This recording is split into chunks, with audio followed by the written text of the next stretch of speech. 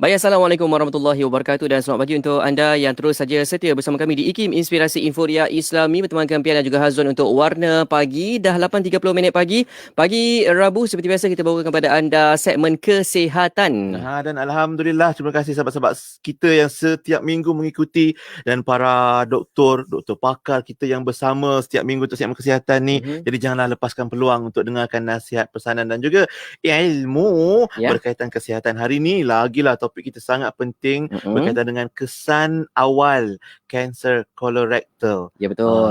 Yang mana kita akan bawakan kepada anda pagi ini penyumbang ataupun konsultan kita pagi ini iaitu pakar perubatan kesihatan awam bahagian kawalan penyakit Kementerian Kesihatan Malaysia iaitu yang berbahagia Dr. Nur Saliha Ibrahim Tamin pagi ini. Assalamualaikum, Assalamualaikum Doktor.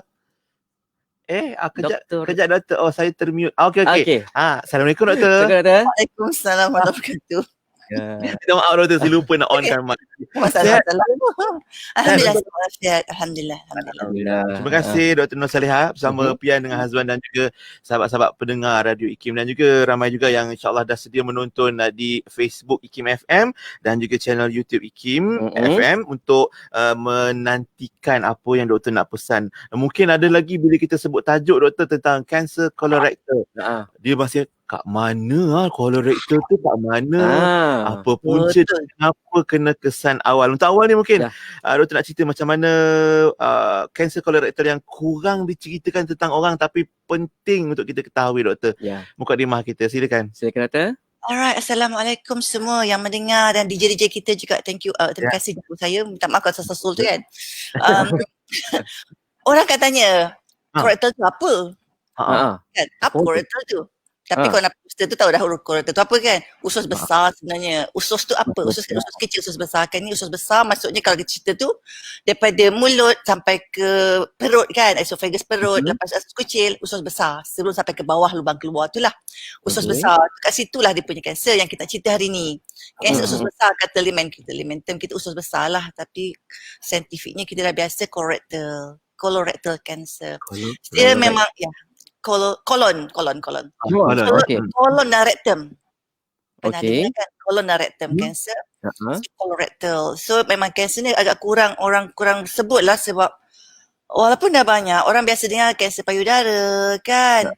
Kanser pangkal rahim, kanser paru-paru, kanser kolorektal, susah ni banyak dah. Kanser utama kan laki-laki tapi orang tak sebut sangat pun. Tak tahu mengapa, mungkin kalau kurang bercakap. So hari ni thank you jemput saya untuk bercakap lah sebenarnya.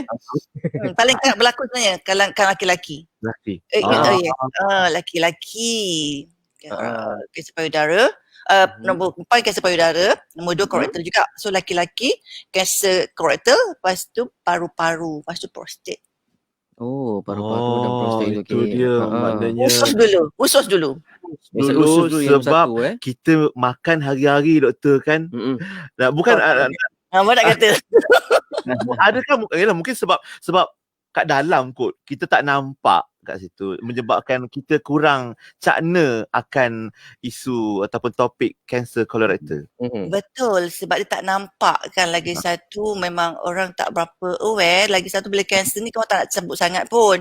Macam kanser payudara orang lama dah sebut dah puluh-puluh tahun orang kanser payudara, kanser payudara kan. Kolorektal ni sebab kat dalam satu. Dan dia bukan setakat kat perempuan lelaki-lelaki, dia dua-dua jantina boleh kena lah, tinggi sikit dengan lelaki-lelaki. Memang kerap berlaku lah sebenarnya. Dan kalau kita kesan awal, insya-Allah boleh rawat dengan baik. Tapi kalau kesan lewat tu memang agak sukar lah sebab komplikasi rawatan semua kan. Dan bila kita dah semua kanser pun sebenarnya kalau kesan lewat agak sukar untuk dirawat dengan baik. So survival ataupun kemandirian kita akan untuk jangka hayat kita lebih lama tu kurang lah. Kuasa Allah tapi kita kena usahakan. So biasanya kalau kesan lewat memang biasanya akan prognosis dia poor lah. Dan itulah yang biasanya berlaku doktor. Kita dengar ataupun mungkin ikut pengalaman doktor juga akan mereka yang datang jumpa pakar, jumpa doktor untuk dikesan ataupun didiagnose menghidap kanser kolorektal ni biasanya berlaku di tahap-tahap ataupun dikesan lewat doktor. Mungkin apa antara sebabnya? Antara sebabnya satu, nak katalah satu macam kanser-kanser yang biasa, kanser usus ni pun kadang kanser tak semua tak nampak ada gejala satu. Lagi satu orang gejala tu macam buat tak tahu alah sakit perut sikit je tak adalah. Betul tak? Betul tak? Betul tak? Betul. Kan? Alah sakit perut sikit je, bukanlah tak ada apa-apa ni, especially orang kita, orang Melayu kita. Kalau nak lihat Chinese biasanya dia macam health conscious dia tinggi sikit. Dia tak sihat je perut tu kan. Orang kita betul tak? Alah demam biasa je. Sakit perut sikitnya katanya. Itu ya kan tak ada apa-apa ni gitu biasa orang kita. Itu yang kita nak ubah lah. Kalau boleh rakyat, kawan-kawan kita kat luar sana yang mendengar ni, kalau boleh tolonglah jangan lewat-lewatkan sebab kanser boleh dikesan awal, boleh dicegah dari kesan awal. So kalau nak untuk kanser usus besar ni, colorectal ni, memang kita ada ujian saringan pun kat klinik kesihatan. Ada je sebenarnya, cuma mungkin tak pernah dengar. Pernah dengar tak Azwan? Ujian saringan untuk kanser colorectal ni? Belum pernah dengar lagi doktor. Korang tak dengar juga kan? Kan dulu tak dengar kan? Tu dia tak dengar. So maksudnya memang program kita pun belum lama sangat, 2014 baru kita mula. Tapi kat KK kita semua ada. Kat klinik kesihatan kita semua ada. Kat swasta memang ada lah juga. Dia kita kesan kehadiran darah dalam najis guna kit. Dia macam pernah tengok pregnancy test tak? Yang kaset tu. Pernah tengok kan? Dia konsep dia sama. Cuma kalau itu urine, ini najis. Bila kata najis tu, orang suka kasihkan najis kan? Tapi kita ambil sampel najis. Lepas tu kita adalah buffer dia tu. Ada solution dia lah kan. Lepas tu kita akan letak kat kaset tu. Kalau positif ada darah dalam najis yang kita nampak, ada 2 garisan. Bila 2 garisan tu sebenarnya kanser. Belum kanser lagi. Tapi kita kata ada darah dalam najis yang mana itu salah satu gejala kanser usus besar. Colorectal. So bila positif je tu kita akan rujuk ke hospital untuk buat skop. Tengok teropong kat bawah tu kolonoskopi. Tengok teropong ada benda dalam tu. Gitu. Kan? Dia dari bawah doktor Masuk dari bawah lah. Bawah. Usus besar kat bawah kan? Okey. Kan kat atas tak sampai usus, tak sampai ke perut. Jauh jalan tu. Ya, tahu apa. Ikut jangan waste yang betul, jangan waste yang salah. Tapi maknanya itu antara kiranya kalau nak buat saringan atau pemeriksaan awal. Yes. Kita ada target group untuk saringan. Saringan biasanya orang tak ada gejala. Yang orang yang dapat sihat wafiat macam kita insya-Allah ni, tapi tak ada gejala. Tapi umur 50 tahun ke 75 tahun, lelaki atau perempuan, kita buat saringan tu lah, ambil ujian darah, ambil ujian sampel najis tadi, cek darah tak ada. Lepas tu kalau positif, kita rujuk ke hospital untuk buat skop. Itu kalau saringan. Skop tu tak sebenarnya positif pun kanser lagi. Boleh normal, boleh ada buasir, boleh benda lain. Dan bila kita buat saringan tu, kita kesan juga keadaan polip. Polip macam ketumbuhan dalam usus yang kita kata bahasa kaminya kata precancerous lesion. Maksudnya dia ketumbuhan awal yang akan menjadi kanser kalau tak buang. Polip nama dia. Polip. Polip. So bila kadang yang berdarah tu sebab kadang bergesir dengan benda tu berdarah kat najis tu, kadang bergesir benda tu kan. So macam dia ada berdarah sikit sebab darah tak nampak lah sebenarnya kalau yang awal ni. Tak nampak darah lagi. Tak nampak mata, tak nampak darah kat najis tu. So kalau kanser memang kanser lah. Tapi kalau polip tu kita buang, risiko kita untuk develop that colorectal cancer akan dibuang juga. Sebab bila kita persaringan tu sama ada kita kesan kanser awal atau kita buang precancerous lesion tadi, kita buang polip tadi. Kita buang polip tadi supaya kita, sebab polip tu dia lambat tau proses nak jadi. Kita kata slow growing process yang mana lambat dalam 8 tahun 10 tahun. So kalau kita skop tu normal, kalau normal kan contohnya yang ada darah kat najis tadi normal, alhamdulillah tak ada polip pun. So your next scope is sebenarnya lama lagi 8-10 tahun baru scope lagi boleh sebenarnya sebab tak ada apa-apa dalam tu, normal. Sebab dia slow growing. Kalau ada polip you buang dan sama juga proses lambat. Itu dia. Kan sebab tu kita sarankan sangat dos yang 50 to 75 yang tak ada gejala buat saringan. Tetapi mereka yang ada gejala tolong jangan lewat-lewat. Yang gejala contohnya itulah dah nampak darah dekat najis ya. Lepas tu dia kalau buang air besar tu kalau biasa cantik maksudnya tu najis tu cantik lah. Dia kadang berubah feature, kadang sembelit, kadang cair. Dia perpanjangan atau berulang-ulang. Dia macam persistent. Dia tak hilang-hilang. Dan kadang masa kalau ada ketumbuhan kat usus tu, dia kadang najis tu biasa normal size kan agak-agak normal kan. Dia jadi kecil sikit, mengecil sebab dia lalu ada obstruction dekat usus tu. Jadi macam kecil sikit. Dia benda-benda tu kita tengok lah. Lepas tu kadang sakit perut macam gastrik.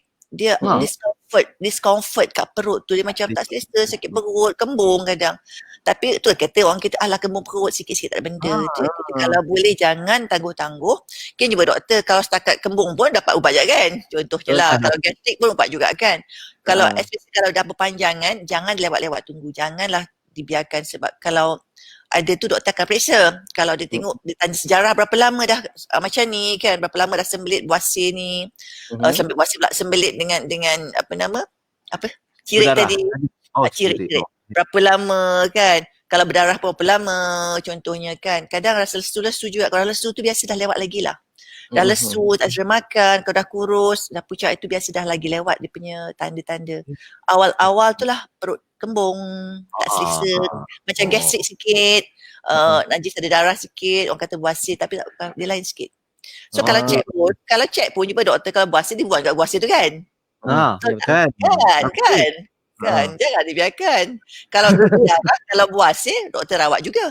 Kalau berdarah kan tu rawat. Kalau setakat berdarah, kalau sembelit, senang hati sembelit je gitu kan. Betul tak?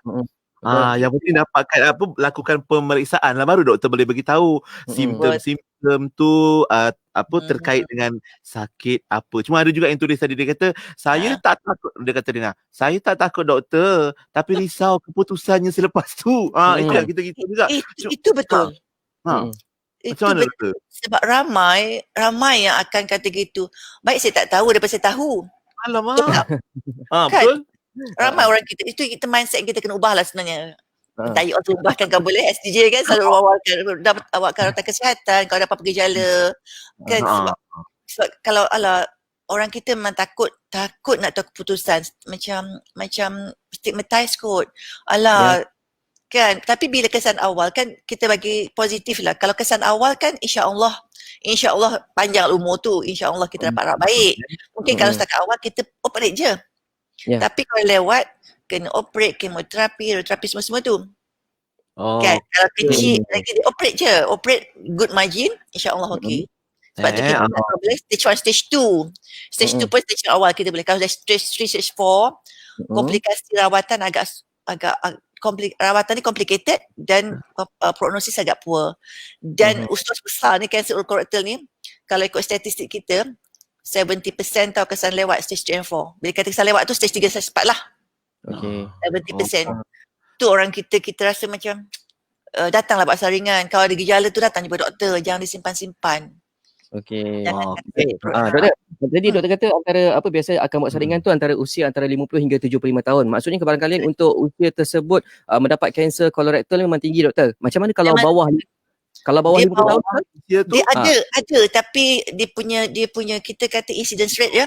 Incidence rate kalau kita overall dalam 14 lebih, tapi kalau ikut umur memang ikut umur kita makin meningkat dia punya incidence rate lebih tinggi sebab kanser ni kanser ialah penyakit tidak berjangkit, penyakit kronik yang lama prosesnya. Sama juga dia sama kumpulan dengan NCD kan, NCD.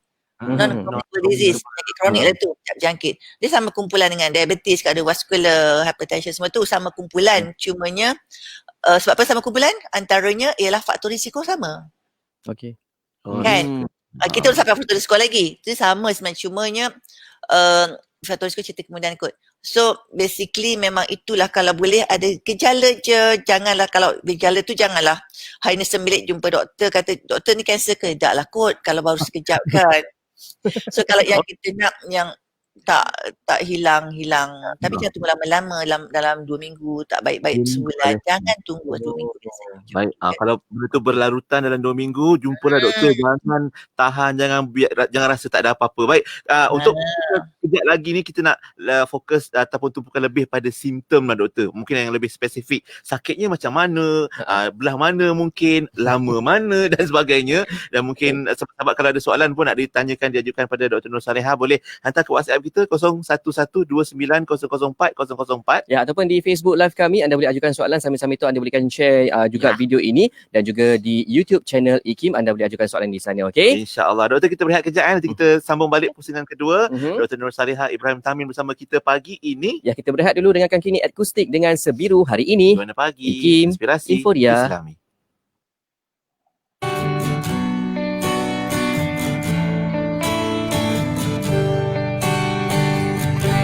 Sebiru hari ini, birunya bagai langit terang benderang. Sebiru hari kita bersama di sini. Seindah hari ini, indahnya bak permada di taman surga. Seindah hati kita, walau kita kan terpisah.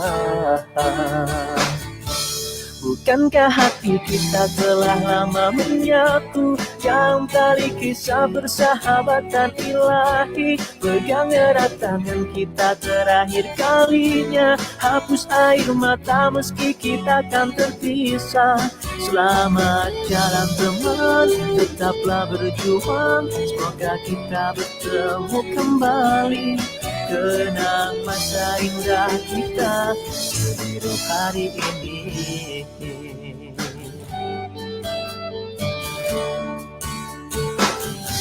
Seindah hari ini, seindah hati kita, indahnya bak permada di taman surga. Seindah hati kita, walau kita kan terpisah.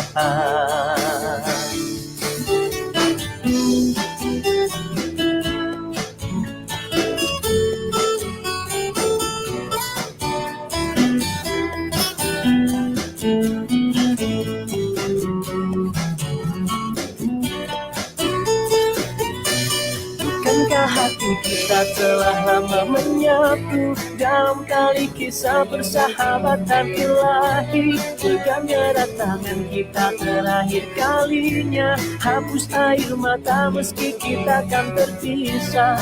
Selamat jalan teman, tetaplah berjuang, semoga kita bertemu kembali.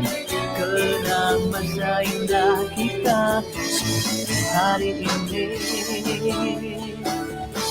Bukankah hati kita telah lama menyatu dalam tali kisah persahabatan ilahi? Pegang erat tangan kita terakhir kalinya, hapus air mata meski kita kan terpisah. Selamat jalan teman, tetaplah berjuang, semoga kita bertemu kembali.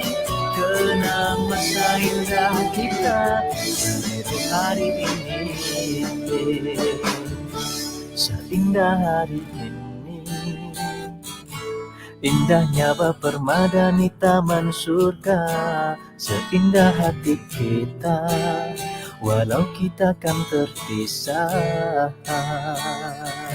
Promosi istimewa Fortune Resources yang telah 12 tahun di pasaran Malaysia kini membawa kepada anda promosi hebat dan sangat berbaloi. Smart Coco A Plus RM110 untuk 6 kotak, Kopi Bali Munawarah A RM120 untuk 6 kotak, Jus Al-Haira RM180 untuk 6 kotak, Gold A RM130 untuk 6 kotak, Smart Sweet A RM120 untuk 6 kotak dan set 3 serangkai RM100. Dapatkan harga istimewa ini sekarang. Hubungi 017-437-9124 atau 017-479-1274 atau layari Facebook Smart Coco A+, produk diiktiraf halal oleh JAKIM. Buku terbitan IKIM bertajuk Akal, Ilmu dan Pendidikan membahaskan hubungan antara akal, ilmu dan pendidikan berpandukan kerangka pemikiran Ahli Sunnah wal Jamaah. Karya ini bermula dengan penelitian terhadap akal selaku lokus ilmu sekaligus sasaran utama pendidikan. Antara isu-isu yang disarati adalah hubungan akal dengan khabar, akal sebagai pengendali dan pengawas diri, kemerdekaan akal, kemampuan akal untuk meneliti dirinya sendiri, kemampuan akal untuk memandang kehadapan, dan ilmu sebagai intisari akal. Turut dibicarakan adalah kaitan antara ilmu dan kuasa, serta kepentingan penguasaan diri sendiri yang terjelma dalam tradisi ilmu Islam sebagai ilmu akhlak dan ilmu ekonomi. Karya ini juga mengandungi perbincangan perihal akal dan ilmu dalam hubungannya dengan peranan bahasa dan karya-karya berbentuk syarah dan dalam kaitannya dengan pendidikan, khasnya pendidikan tinggi dan Islam. Anda boleh dapatkan buku ini di IKIM Niaga, www.ikimniaga.my. Atau hubungi Unit Pembangunan Ekonomi dan Pemasaran di talian 0362046389 atau 62046388. Tahun berubah dan derita mereka bertambah. Kisah pelarian Syria semakin tenggelam walaupun berbelas juta menjadi pelarian. Bersama Syiracare, kita bantu. Cara menyumbangnya semudah ABC. Bagi maklumat lanjut, sila hubungi kami di talian 0112 880 9820 atau layari www.syriacare.org.my. Warna Pagi, IKIM Inspirasi Infuria Islami. Anda masih lagi mendengarkan Warna Pagi bertemankan Pian dan juga Hazwan pada waktu ini. Dah 8.50 pagi. Selamat pagi untuk anda yang mungkin baru saja dengarkan kami ketika ini. Dan kita masih lagi bersama menerusi segmen kesihatan pagi ini. Membincangkan tentang kesan awal kanser kolorektal. Kita bersama dengan pakar perubatan kesihatan awam bahagian kawalan penyakit di Kementerian Kesihatan Malaysia iaitu Dr. Nur Salihah Ibrahim Tamin pagi ini. Baik, Alhamdulillah. Terima kasih doktor dan terima kasih sahabat-sahabat kita sekalian yang tak sabar nak dengar perkongsian doktor nak sambung cerita tentang apa tanda-tanda mereka yang menghidap sama ada tak kisahlah stage berapa doktor kan untuk kanser kolorektal, dan juga kalau boleh mungkin doktor sebutkan sekali punca dia, sebab tadi doktor sebut tentang polip, darah dalam najis dan sebagainya. Macam mana tu doktor? Silakan doktor. Silakan doktor. Punca tu maksudnya faktor risiko kot ya. Faktor. Sebab penyebab. Alright. Yang kemungkinan penyebab lah. Okey, tanda gejala tu macam saya sebut sikit tadi. Dia awal-awal mungkin tak ada gejala. Tak semua ada gejala sebenarnya. Awal-awal tak ada lah, sebab tu macam okey je kan. Sebab tu buat saringan. Yang gejala ni biasa saya kata tadi, beberapa antaranya itulah perubahan pola buang air besar. Yang kata sekejap sembelit, sekejap cirit. Dia berpanjangan tak lama sangat lah, dalam 2 minggu ke sebulan. Jangan tunggu lama-lama. Biasa sebulan tu jangan sampai lah. Takkan you biarkan sembelit cirit sebulan kan? You don't do that, right? Kan? So lepas tu kalau lagi satu, dia rasa macam ada juga kadang bila buang air besar tu macam tak habis tau. Dia dah buang tapi dah berhenti. Kan rasa ada lagi. Buang air macam tak habis, macam ada lagi. Itu satu rasa, sekadar rasa ke ataupun memang tak habis doktor? Memang tak habis. Dan rasa tak habis. Dua-dua. Sebab ada obstruction. Sebab ada obstruction. Ya, so macam dah buang dah habis tapi kan berasa nak buang lagi. Ada lagi sebenarnya. Dia memang ada lah, kita kata memang tak habis. Kalau kita biasa normal kita habis kan? Betul. Tak simpan kan? Dari semua situ je. Habis kan? Kali lepas kan? So ini dia macam dah habis tapi kenapa ada rasa lagi? Gitu sebab tak habis. Okey. Tanda jugalah. Sebab tanda tak semua orang ada, tapi tanda-tanda yang kemungkinan akan wujud. Lagi macam kalau darah dah bernampak kan, dia darah merah. Biasanya merah. Biasanya darah merah lah sebab dia kat bawah, so dia tak hadam lagi. Kalau yang darah hitam biasanya kalau tengok macam pernah tengok kan yang orang stroke ke contoh najis hitam tu, itu darah dari atas, dia dah digest. So kalau darah kat bawah tu merah biasanya. Sama ada dia mix dengan najis ataupun dia kat luar. Tak mix lah sebab dia dah najis terlalu kan. Tapi darah dia merah kebiasaannya. Tapi kalau lagi satu, kalau misalnya dah lama berdarah, najis berdarah, bleeding kat dalam kan, walaupun bleeding tak banyak, lama-lama akan jadi anemia. Anemia kurang darah kan. Itu boleh juga tu dia kata jadi pucat, anemia kan. Itu contohnya tadi kalau dah berdarah. Lagi satu, kalau dah berdarah letih kan? Letih. Kalau itu dah banyak dah hilang kan jadi letih. Itu cantik atau jugalah. Lagi satu kalau macam kata kalau ketumbuhan tu besar, kadang boleh rasa. Kita boleh rasa, kami doktor boleh rasa kalau ketumbuhan macam ada. Dia biasanya kebanyakannya dia ada di sebelah kiri. Kiri kanan kejap. nak fikir usus kat macam rupa dia. Mana kiri kita lah kan. Kan usus kan ada yang usus yang tadi gambar dekat tu kan, dia usus besar naik. Lepas tu kan dia ada yang transverse tu, yang lurus tu. Lepas yang turun tu kan, yang usus besar tu kan kat situ tu. So banyak kat sebelah yang turun tu. Kebanyakan kat situlah. Kebanyakan sebab darah macam merah sikit. Kebanyakan situ. Darah betul, punca mana kalau darah yang merah lah. Punca dia macam doktor sebut awal tadi kita bergesel kat polip tu dan dia luka lah kiranya. Darah tu dari luka tersebut. Banyak atau sikit darah tu? Sikit lah. Sikit je lah kan? Sikit lah, merah lah. Bukanlah macam darah wasir tu, tak. Bergantung pada saiz lah. Tapi biasanya kalau dah saiz besar tu, biasa dah letih sangat, dah kurus. Biasanya kalau yang stage lewat tu dia akan kurus. Lost weight tu biasa kalau macam early stage tak. Early stage dia akan jadi kurus, tu letih, tak lalu makan, semua tu lah. Lagi satu saya sebut tadi macam sakit perut kan. Dia macam kram, kembung-kembung.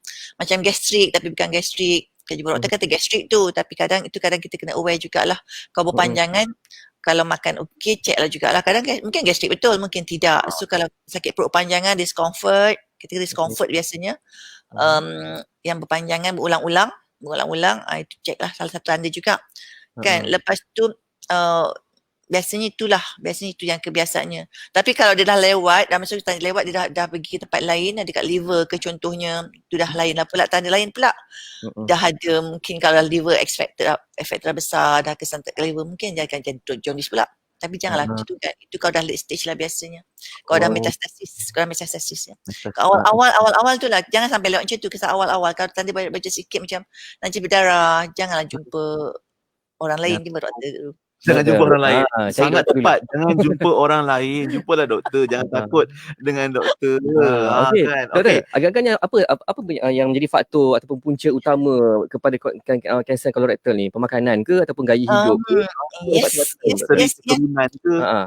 Semua masuk. Dia paling kanser ni multifactorial kita kata. Dia macam-macam penyebab yang boleh, macam-macam punca yang boleh menyebabkan kanser kolorektal menjadi kanser lah.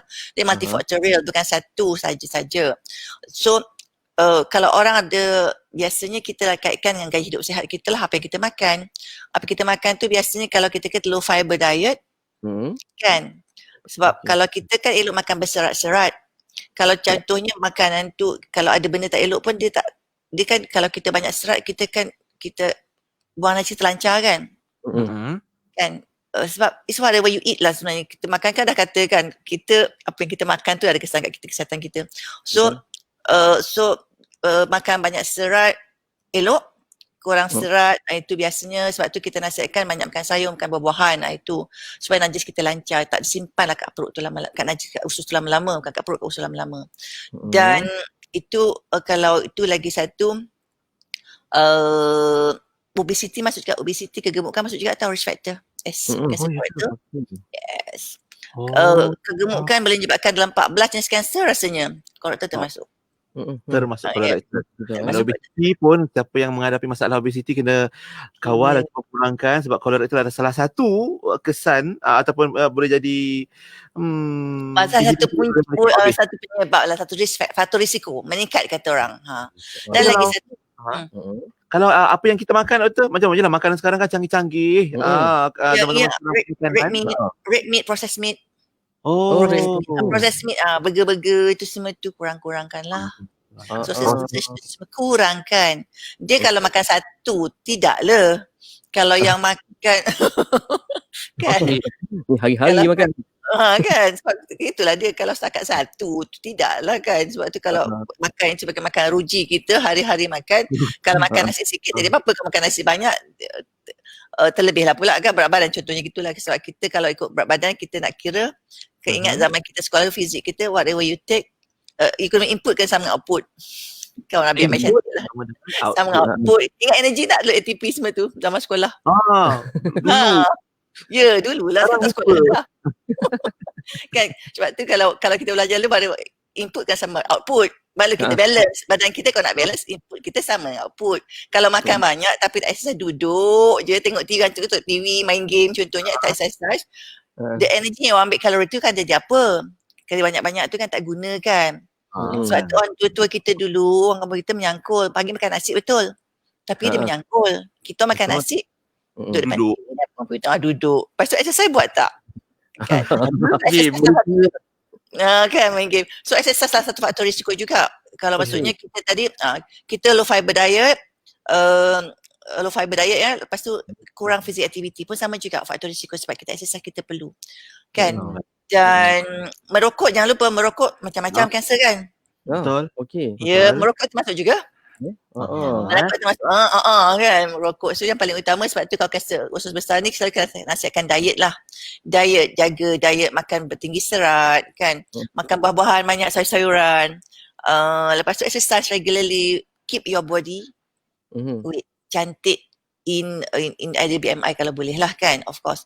Dan faktor risiko yang meningkatkan lagi, of course lah, faktor keluarga kan. Kalau dalam keluarga tu pernah ada lah abang kita ke ayah kita ke siapa-siapa keluarga terdekat kita pernah kena kanser ni, maka memang meningkat lah kita punya faktor risiko, meningkat lah. Genetik pun ada. Lepas tu kita makan pun tak jaga, kita exercise, segala akan bertambah-tambah lah tinggi kita punya kebarangkalian untuk mendapat kanser ini. Kan? So kalau saringan Ada satu soalan daripada sahabat kita, Faizal. Kalau cakap tentang simptom, macam mana nak beza buasir dengan kanser kolorektal? Sebab saya ada baca satu akhbar katanya seorang pesakit kanser, dia mula-mula ingatkan buasir tapi rupanya kanser. Dah tahap 4. Masya Allah. tu dah disimpan lama lah tu kalau gitu. Disimpan. Tak ada korban kat doktor. Ada perubahan awal-awal tu jumpa doktor yang simpan sebab dia memang kata kadang kalau buasir, sebab tu kalau nak tengok berdarah tu kita akan check dulu. Kat hospital akan check dulu. Buasir kedak dia akan tengok teropong juga bawah tu. Kalau buasir, ni buasir dia buang kan. So kalau polip sama juga dibuang juga. So kalau kita tak tahu bezakan, sebab tu kalau tanda awal-awal darah sikit-sikit tu jumpa doktor, jangan simpan sampai darah banyak jumpa doktor. Kalau kanser ni tak akan tiba-tiba banyak lah darah, dia akan tiba-tiba banyak. Dia akan sikit. Jangan tangguh. Jangan tangguh. Kita konsep kita kesan awal kan tajuk kita kesan awal kan. Tajuk kita juga kesan awal dia. Ada tak bila tadi darah, lepas tu ada tak rasa sakit ketika membuang air besar sebagai tanda awal? Kalau sembelit sakit tak dia tak sakit. Sembelit kita tahulah. Tak sakit. Tak sakit. Alamak, risau pula. Sebab kita maaf doktor, sebab mungkin ada antara kita sebilangan kita yang dia jaranglah nak tengok najis sendiri, maaf maknanya jadi pun itulah kan. Sebab bila doktor sebut ni baru macam nak tengok tak nak macam tu kan. Mana kita nak detect awal tu doktor? Nasihat sikit doktor. Kadang-kadang kalau yang darah yang merah banyak tu kat drop, sebab tu kalau yang tak nampak tu kita buat saringan atau buatlah saringan. Jangan tak ada gejala, buat saringan. Kalau dah bergejala tu memang tak tengok najis. Memang you tak toleh belakang tak tengok berapa banyak najis aku buang tak kan. You dulu kan kelakar lah pula. Memang tak tengok. Sebab tu saringan tu sangat penting. Buatlah saringan. Sebab tu buatlah saringan, jangan tunggu ada gejala. Jangan tunggu ada gejala. Kalau yang kalau macam family history tadi ada sejarah keluarga, contohnya dia lagi tinggi risiko kan. Kalau contohnya abang dia kena umur 50 tahun, dia kena saring lagi 10 tahun awal. 40 tahun kena saring. Kalau abang dia contohnya kan first degree relative kan, yang keluarga terdekat kan. Contohnya kalau abang dia kena umur 55 tahun, dia saring 45 tahun sebaiknya. Dan saringan untuk mereka ini bukan tengok buat yang saya kata ambil sampel najis tadi, tak. Dia skop terus. Skop terus. Teropong terus. Itu skop terus. Itu kalau untuk mereka yang berisiko tinggi, macam yang family history tadi tu, dan ada juga yang lain yang mereka risiko tinggi, mereka yang ada sakit yang doktor pernah kata ada Crohn disease, yang ada radang usus, inflammatory bowel disease tu, itu pun berisiko tinggi juga untuk dapat kanser usus besar, kolorektal. So mereka doktor pernah kata ada inflammatory bowel disease, yang ada familial polyposis, itu biasanya risiko yang meningkat. So itu memang skop teruslah, dan sebaiknya kalau mereka itu, kalau doktor pernah kata dia ada familial polyposis dalam keluarga kan, janganlah default daripada follow up dia, sebab dia akan sentiasa di follow up, akan sentiasa tengok.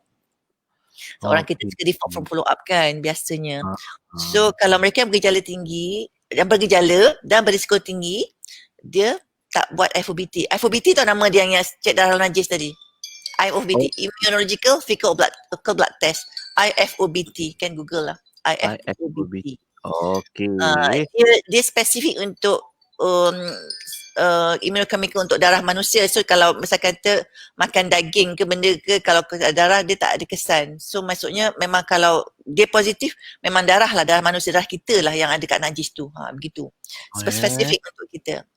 Dia panggil IFOBT, kan Google lah. IFOBT atau FIT. Mana nak cek darah pada najis lah. Satu soalan ni doktor, Kak Bit tanya, ada yang dah pergi buat, dah jumpa doktor saran, dah ikut apa yang doktor sebut tadi tu, tapi masih berdarah dan pedih pula bila buang air. Itu selepas kena skop ke? Tak disebut pula. Kan, yang pergi dapat semua yang doktor sarankan tu tadi masih berdarah dan pedih bila buang air besar. Mungkin skop, tapi mungkin jugalah kalau doktor dah skop, kalau buasir dia buasir, mungkin dia jadi sembelit kot. Kalau sembelit sakit kan? Kan? Kan? Kan? Sebab tu makanlah saya banyak-banyak. Ingat tak suku-suku separuh? Pernah dengar tak suku-suku separuh? Ingat. Ingat, Ada pinggan tu kat rumah kat rumah ada pinggan suku-suku separuh tu. Alhamdulillah. Buat contoh tak? Tapi kadang-kadang tertukar yang separuh tu nasi. Logik biasa tu kan. Biasa tu. Penting. Okey doktor, sebelum kita lihat satu pusingan kedua ni, soalan daripada Islam atau Koloyo tanya macam mana apa punca polips tu boleh timbul dekat kolon kita dan apa cara untuk mencegah adakah cara nak cegah polips? Tak, dia sebab kanser ni, kalau nak sebut kanser atau pertumbuhan ni ialah, kalau kanser biasanya pernah kena sebut cerita asal pula kanser ialah perubahan sel dalam badan kita, DNA, cerita DNA ni yang dia berubah struktur DNA menyebabkan pembiakan darah sel-sel kita tu membiak sel keluar kawal. Itu punca kanser. Kita tak tahu kenapa, sebab tu kita kata kanser multifaktorial. Apa yang menyebabkan genetik kita berubah, tak tahu kenapa DNA kita berubah, kita tak tahu. Tu yang kajian-kajian mengatakan yang benda-benda kita kata tadi yang tak exercise, dia buat kajian kan, dikaitkan orang kurang exercise dan makan begini-gini, dia punya tu akan tinggi dapat kanser. Contoh kanser macam-macam lah, kanser water. So through kajian. Tapi apa yang menyebabkan DNA kita berubah tu kita tak tahu. Allahualam, itu Allah yang tahu kenapa dia berubah DNA kita kan. Bila DNA kita berubah, kita tak tahu sebab kenapa, dia akan menyebabkan sel-sel kita sel kita membiak, berkembang dengan cara keluar kawal. Dia mula keluar kawal, sebab tu kita ada stages in cancer ni. Stage 0, 1, 2, 3, 4. Stage kosong ni dia masih dalam sel. Bila keluar dia masih keluar tapi dia masih dalam border. Itu stage stage 1. Dia kalau nak kata inside tu masih kat situ. Inside tu masih di situ. Dia belum di tempat lain. Kan dia belum pecah keluar. Kalau dah metastasis ni dia akan metastasis dia dah tembus lah, dia dah keluar ke tempat lain. So maksudnya dia boleh merebak through kita punya limfa dan darah lah, limfa drainage dan darah kita. Tu dia membiak pula. Dia metastasis, sel-sel kanser kita metastasis, dia migrate ke tempat-tempat lain, organ kita tempat lain.